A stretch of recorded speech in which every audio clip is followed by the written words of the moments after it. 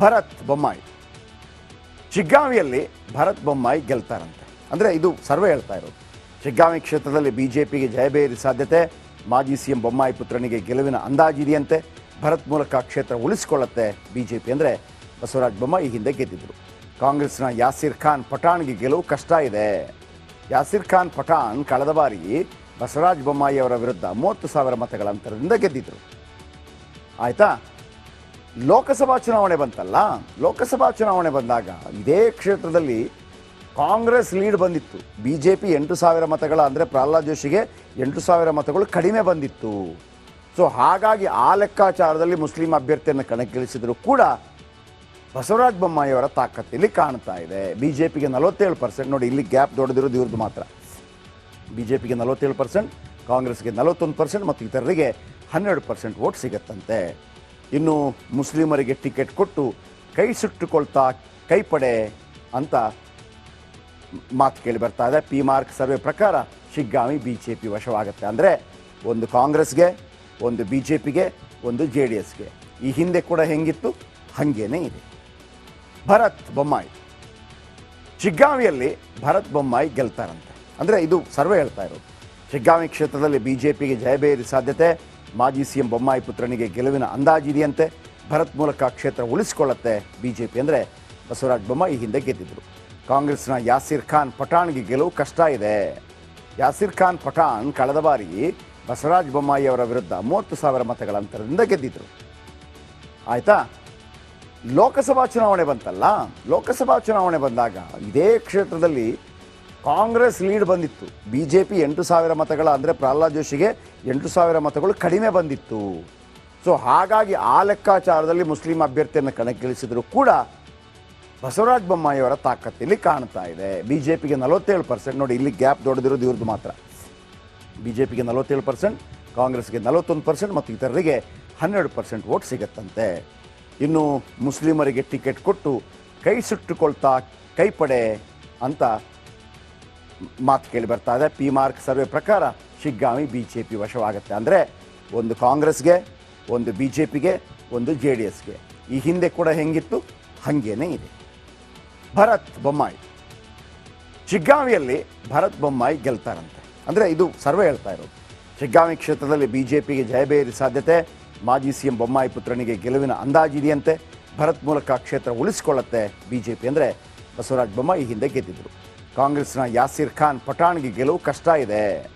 ಯಾಸಿರ್ ಖಾನ್ ಪಠಾಣ್ ಕಳೆದ ಬಾರಿ ಬಸವರಾಜ ಬೊಮ್ಮಾಯಿ ಅವರ ವಿರುದ್ಧ 30,000 ಮತಗಳ ಅಂತರದಿಂದ ಗೆದ್ದಿದ್ರು. ಆಯಿತಾ?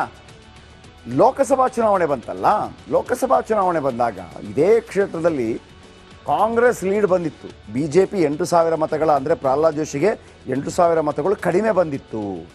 ಸೊ ಹಾಗಾಗಿ ಆ ಲೆಕ್ಕಾಚಾರದಲ್ಲಿ ಮುಸ್ಲಿಂ ಅಭ್ಯರ್ಥಿಯನ್ನು ಕಣಕ್ಕಿಳಿಸಿದ್ರು ಕೂಡ ಬಸವರಾಜ ಬೊಮ್ಮಾಯಿ ಅವರ ತಾಕತ್ತಿಲ್ಲಿ ಕಾಣ್ತಾ ಇದೆ. ಬಿಜೆಪಿಗೆ 47%. ನೋಡಿ, ಇಲ್ಲಿ ಗ್ಯಾಪ್ ದೊಡ್ಡದಿರೋದು ಇವ್ರದ್ದು ಮಾತ್ರ. ಬಿಜೆಪಿಗೆ 47%, ಕಾಂಗ್ರೆಸ್ಗೆ 41% ಮತ್ತು ಇತರರಿಗೆ 12% ವೋಟ್ ಸಿಗತ್ತಂತೆ. ಇನ್ನು ಮುಸ್ಲಿಮರಿಗೆ ಟಿಕೆಟ್ ಕೊಟ್ಟು ಕೈ ಸುಟ್ಟುಕೊಳ್ತಾ ಕೈಪಡೆ ಅಂತ ಮಾತು ಕೇಳಿ ಬರ್ತಾ ಇದೆ. ಪಿ ಮಾರ್ಕ್ ಸರ್ವೆ ಪ್ರಕಾರ ಶಿಗ್ಗಾಂವಿ ಬಿಜೆಪಿ ವಶವಾಗುತ್ತೆ. ಅಂದರೆ ಒಂದು ಕಾಂಗ್ರೆಸ್ಗೆ, ಒಂದು ಬಿಜೆಪಿಗೆ, ಒಂದು JDSಗೆ. ಈ ಹಿಂದೆ ಕೂಡ ಹೆಂಗಿತ್ತು ಹಾಗೇನೇ ಇದೆ. ಭರತ್ ಬೊಮ್ಮಾಯಿ ಶಿಗ್ಗಾಂವಿಯಲ್ಲಿ ಭರತ್ ಬೊಮ್ಮಾಯಿ ಗೆಲ್ತಾರಂತೆ. ಅಂದರೆ ಇದು ಸರ್ವೆ ಹೇಳ್ತಾ ಇರೋದು. ಶಿಗ್ಗಾಂವಿ ಕ್ಷೇತ್ರದಲ್ಲಿ ಬಿಜೆಪಿಗೆ ಜಯಬೇರಿ ಸಾಧ್ಯತೆ. ಮಾಜಿ ಸಿಎಂ ಬೊಮ್ಮಾಯಿ ಪುತ್ರನಿಗೆ ಗೆಲುವಿನ ಅಂದಾಜಿದೆಯಂತೆ. ಭರತ್ ಮೂಲಕ ಕ್ಷೇತ್ರ ಉಳಿಸಿಕೊಳ್ಳುತ್ತೆ ಬಿಜೆಪಿ. ಅಂದರೆ ಬಸವರಾಜ ಬೊಮ್ಮಾಯಿ ಹಿಂದೆ ಗೆದ್ದಿದ್ರು. ಕಾಂಗ್ರೆಸ್ನ ಯಾಸಿರ್ ಖಾನ್ ಪಠಾಣ್ಗೆ ಗೆಲುವು ಕಷ್ಟ ಇದೆ. ಯಾಸಿರ್ ಖಾನ್ ಪಠಾಣ್ ಕಳೆದ ಬಾರಿ ಬಸವರಾಜ ಬೊಮ್ಮಾಯಿ ಅವರ ವಿರುದ್ಧ 30,000 ಮತಗಳ ಅಂತರದಿಂದ ಗೆದ್ದಿದ್ರು. ಆಯಿತಾ? ಲೋಕಸಭಾ ಚುನಾವಣೆ ಬಂತಲ್ಲ, ಲೋಕಸಭಾ ಚುನಾವಣೆ ಬಂದಾಗ ಇದೇ ಕ್ಷೇತ್ರದಲ್ಲಿ ಕಾಂಗ್ರೆಸ್ ಲೀಡ್ ಬಂದಿತ್ತು. ಬಿಜೆಪಿ 8,000 ಮತಗಳ, ಅಂದರೆ ಪ್ರಹ್ಲಾದ್ ಜೋಶಿಗೆ 8,000 ಮತಗಳು ಕಡಿಮೆ ಬಂದಿತ್ತು. ಸೊ ಹಾಗಾಗಿ ಆ ಲೆಕ್ಕಾಚಾರದಲ್ಲಿ ಮುಸ್ಲಿಂ ಅಭ್ಯರ್ಥಿಯನ್ನು ಕಣಕ್ಕಿಳಿಸಿದ್ರು ಕೂಡ ಬಸವರಾಜ ಬೊಮ್ಮಾಯಿ ಅವರ ತಾಕತ್ತಿಲ್ಲಿ ಕಾಣ್ತಾ ಇದೆ. ಬಿಜೆಪಿಗೆ 47%. ನೋಡಿ, ಇಲ್ಲಿ ಗ್ಯಾಪ್ ದೊಡ್ಡದಿರೋದು ಇವ್ರದ್ದು ಮಾತ್ರ. ಬಿಜೆಪಿಗೆ 47%, ಕಾಂಗ್ರೆಸ್ಗೆ 41% ಮತ್ತು ಇತರರಿಗೆ 12% ವೋಟ್ ಸಿಗತ್ತಂತೆ. ಇನ್ನು ಮುಸ್ಲಿಮರಿಗೆ ಟಿಕೆಟ್ ಕೊಟ್ಟು ಕೈ ಸುಟ್ಟುಕೊಳ್ತಾ ಕೈಪಡೆ ಅಂತ ಮಾತು ಕೇಳಿ ಬರ್ತಾ ಇದೆ. ಪಿ ಮಾರ್ಕ್ ಸರ್ವೆ ಪ್ರಕಾರ ಶಿಗ್ಗಾಂವಿ ಬಿಜೆಪಿ ವಶವಾಗುತ್ತೆ. ಅಂದರೆ ಒಂದು ಕಾಂಗ್ರೆಸ್ಗೆ, ಒಂದು ಬಿಜೆಪಿಗೆ, ಒಂದು JDSಗೆ. ಈ ಹಿಂದೆ ಕೂಡ ಹೆಂಗಿತ್ತು ಹಾಗೇನೇ ಇದೆ. ಭರತ್ ಬೊಮ್ಮಾಯಿ ಶಿಗ್ಗಾಂವಿಯಲ್ಲಿ ಭರತ್ ಬೊಮ್ಮಾಯಿ ಗೆಲ್ತಾರಂತೆ. ಅಂದರೆ ಇದು ಸರ್ವೆ ಹೇಳ್ತಾ ಇರೋದು. ಶಿಗ್ಗಾಂವಿ ಕ್ಷೇತ್ರದಲ್ಲಿ BJPಗೆ ಜಯಬೇರಿ ಸಾಧ್ಯತೆ. ಮಾಜಿ CM ಬೊಮ್ಮಾಯಿ ಪುತ್ರನಿಗೆ ಗೆಲುವಿನ ಅಂದಾಜಿದೆಯಂತೆ. ಭರತ್ ಮೂಲಕ ಕ್ಷೇತ್ರ ಉಳಿಸಿಕೊಳ್ಳುತ್ತೆ BJP. ಅಂದರೆ ಬಸವರಾಜ ಬೊಮ್ಮಾಯಿ ಹಿಂದೆ ಗೆದ್ದಿದ್ರು. ಕಾಂಗ್ರೆಸ್ನ ಯಾಸಿರ್ ಖಾನ್ ಪಠಾಣ್ಗೆ ಗೆಲುವು ಕಷ್ಟ ಇದೆ. ಯಾಸಿರ್ ಖಾನ್ ಪಠಾಣ್ ಕಳೆದ ಬಾರಿ ಬಸವರಾಜ ಬೊಮ್ಮಾಯಿ ಅವರ ವಿರುದ್ಧ 30,000 ಮತಗಳ ಅಂತರದಿಂದ ಗೆದ್ದಿದ್ರು. ಆಯಿತಾ? ಲೋಕಸಭಾ ಚುನಾವಣೆ ಬಂತಲ್ಲ, ಲೋಕಸಭಾ ಚುನಾವಣೆ ಬಂದಾಗ ಇದೇ ಕ್ಷೇತ್ರದಲ್ಲಿ ಕಾಂಗ್ರೆಸ್ ಲೀಡ್ ಬಂದಿತ್ತು. BJP 8,000 ಮತಗಳ, ಅಂದರೆ ಪ್ರಹ್ಲಾದ್ ಜೋಶಿಗೆ 8,000 ಮತಗಳು ಕಡಿಮೆ ಬಂದಿತ್ತು. ಸೊ ಹಾಗಾಗಿ ಆ ಲೆಕ್ಕಾಚಾರದಲ್ಲಿ ಮುಸ್ಲಿಂ ಅಭ್ಯರ್ಥಿಯನ್ನು ಕಣಕ್ಕಿಳಿಸಿದ್ರು ಕೂಡ ಬಸವರಾಜ ಬೊಮ್ಮಾಯಿ ಅವರ ತಾಕತ್ತಿಲ್ಲಿ ಕಾಣ್ತಾ ಇದೆ. BJPಗೆ 47%. ನೋಡಿ, ಇಲ್ಲಿ ಗ್ಯಾಪ್ ದೊಡ್ಡದಿರೋದು ಇವ್ರದ್ದು ಮಾತ್ರ. BJPಗೆ 47%, ಕಾಂಗ್ರೆಸ್ಗೆ 41% ಮತ್ತು ಇತರರಿಗೆ 12% ವೋಟ್ ಸಿಗತ್ತಂತೆ. ಇನ್ನು ಮುಸ್ಲಿಮರಿಗೆ ಟಿಕೆಟ್ ಕೊಟ್ಟು ಕೈ ಸುಟ್ಟುಕೊಳ್ತಾ ಕೈಪಡೆ ಅಂತ ಮಾತು ಕೇಳಿ ಬರ್ತಾ ಇದೆ. P-Mark ಸರ್ವೆ ಪ್ರಕಾರ ಶಿಗ್ಗಾಂವಿ BJP ವಶವಾಗುತ್ತೆ. ಅಂದರೆ ಒಂದು ಕಾಂಗ್ರೆಸ್ಗೆ, ಒಂದು BJPಗೆ, ಒಂದು JDSಗೆ. ಈ ಹಿಂದೆ ಕೂಡ ಹೆಂಗಿತ್ತು ಹಾಗೇನೇ ಇದೆ. ಭರತ್ ಬೊಮ್ಮಾಯಿ ಶಿಗ್ಗಾಂವಿಯಲ್ಲಿ ಭರತ್ ಬೊಮ್ಮಾಯಿ ಗೆಲ್ತಾರಂತೆ. ಅಂದರೆ ಇದು ಸರ್ವೆ ಹೇಳ್ತಾ ಇರೋದು. ಶಿಗ್ಗಾಂವಿ ಕ್ಷೇತ್ರದಲ್ಲಿ BJPಗೆ ಜಯಬೇರಿ ಸಾಧ್ಯತೆ. ಮಾಜಿ CM ಬೊಮ್ಮಾಯಿ ಪುತ್ರನಿಗೆ ಗೆಲುವಿನ ಅಂದಾಜಿದೆಯಂತೆ. ಭರತ್ ಮೂಲಕ ಕ್ಷೇತ್ರ ಉಳಿಸಿಕೊಳ್ಳುತ್ತೆ BJP. ಅಂದರೆ ಬಸವರಾಜ ಬೊಮ್ಮಾಯಿ ಹಿಂದೆ ಗೆದ್ದಿದ್ರು. ಕಾಂಗ್ರೆಸ್ನ ಯಾಸಿರ್ ಖಾನ್ ಪಠಾಣ್ಗೆ ಗೆಲುವು ಕಷ್ಟ ಇದೆ. ಯಾಸಿರ್ ಖಾನ್ ಪಠಾಣ್ ಕಳೆದ ಬಾರಿ ಬಸವರಾಜ ಬೊಮ್ಮಾಯಿ ಅವರ ವಿರುದ್ಧ 30,000 ಮತಗಳ ಅಂತರದಿಂದ ಗೆದ್ದಿದ್ರು. ಆಯಿತಾ? ಲೋಕಸಭಾ ಚುನಾವಣೆ ಬಂತಲ್ಲ, ಲೋಕಸಭಾ ಚುನಾವಣೆ ಬಂದಾಗ ಇದೇ ಕ್ಷೇತ್ರದಲ್ಲಿ ಕಾಂಗ್ರೆಸ್ ಲೀಡ್ ಬಂದಿತ್ತು. BJP 8,000 ಮತಗಳ, ಅಂದರೆ ಪ್ರಹ್ಲಾದ್ ಜೋಶಿಗೆ 8,000 ಮತಗಳು ಕಡಿಮೆ ಬಂದಿತ್ತು. ಸೊ ಹಾಗಾಗಿ ಆ ಲೆಕ್ಕಾಚಾರದಲ್ಲಿ ಮುಸ್ಲಿಂ ಅಭ್ಯರ್ಥಿಯನ್ನು ಕಣಕ್ಕಿಳಿಸಿದ್ರು ಕೂಡ ಬಸವರಾಜ ಬೊಮ್ಮಾಯಿ ಅವರ ತಾಕತ್ತಿಲ್ಲಿ ಕಾಣ್ತಾ ಇದೆ. BJPಗೆ 47%. ನೋಡಿ, ಇಲ್ಲಿ ಗ್ಯಾಪ್ ದೊಡ್ಡದಿರೋದು ಇವ್ರದ್ದು ಮಾತ್ರ. BJPಗೆ 47%, ಕಾಂಗ್ರೆಸ್ಗೆ 41% ಮತ್ತು ಇತರರಿಗೆ 12% ವೋಟ್ ಸಿಗತ್ತಂತೆ.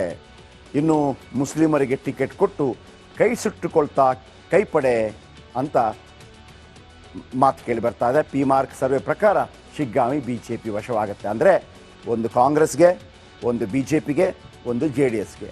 ಈ ಹಿಂದೆ ಕೂಡ ಹೆಂಗಿತ್ತು ಹಾಗೇನೇ ಇದೆ. ಭರತ್ ಬೊಮ್ಮಾಯಿ ಶಿಗ್ಗಾಂವಿಯಲ್ಲಿ ಭರತ್ ಬೊಮ್ಮಾಯಿ ಗೆಲ್ತಾರಂತೆ. ಅಂದರೆ ಇದು ಸರ್ವೆ ಹೇಳ್ತಾ ಇರೋದು.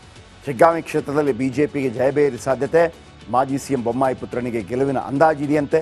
ಭರತ್ ಮೂಲಕ ಕ್ಷೇತ್ರ ಉಳಿಸಿಕೊಳ್ಳುತ್ತೆ BJP. ಅಂದರೆ ಬಸವರಾಜ ಬೊಮ್ಮಾಯಿ ಹಿಂದೆ ಗೆದ್ದಿದ್ರು. ಕಾಂಗ್ರೆಸ್ನ ಯಾಸಿರ್ ಖಾನ್ ಪಠಾಣ್ಗೆ ಗೆಲುವು ಕಷ್ಟ ಇದೆ. ಯಾಸಿರ್ ಖಾನ್ ಪಠಾಣ್ ಕಳೆದ ಬಾರಿ ಬಸವರಾಜ ಬೊಮ್ಮಾಯಿ ಅವರ ವಿರುದ್ಧ 30,000 ಮತಗಳ ಅಂತರದಿಂದ ಗೆದ್ದಿದ್ರು. ಆಯಿತಾ?